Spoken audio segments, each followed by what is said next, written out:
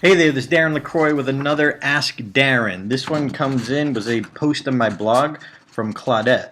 Claudette says, in a blind community, the one-eyed man is king. That's a quote that I mention often from Dan Kennedy. A lot of new and emerging speakers think they have to be the ultimate expert to get started, but I'm trying to let them know, hey, if you're a half a step ahead of someone, start now. Start being a speaker now. Start helping people now.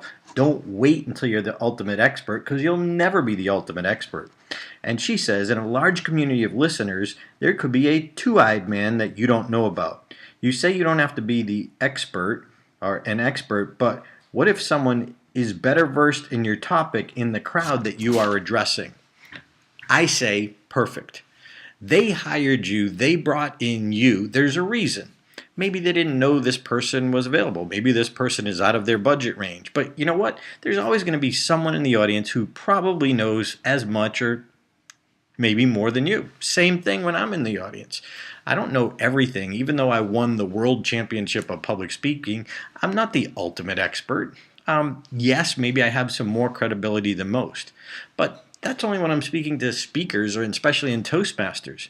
But what about outside of that? I speak about overcoming adversity and inspirational story of how I became the champion when I wasn't funny. But you know what? There could be somebody sitting in my audience who's overcome cancer or loss of a child or something that's really much more impressive than what I'm doing.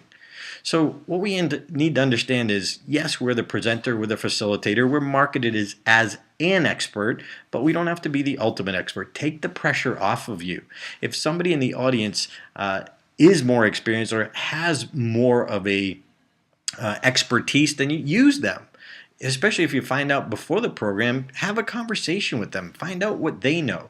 If you find out in the middle of your conversation, say, that's great. That's a great idea, great thought. And encourage the audience that this is okay.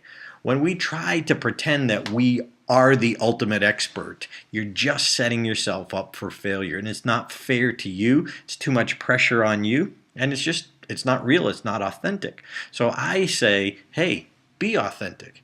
Often I present and Patricia Fripp is in the room.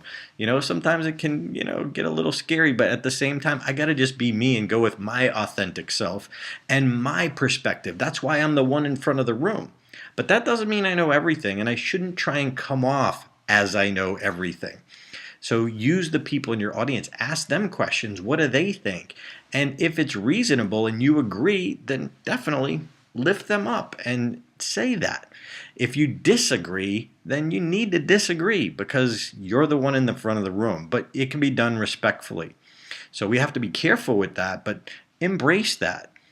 You will come across with flying colors if you speak your truth.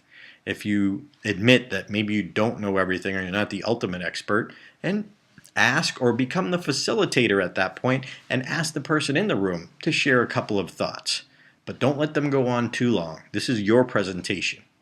So, Claudette, that's a great question. I'm glad you asked, and I hope this answer has helped you. So, if you got a question, go to AskDarren.com.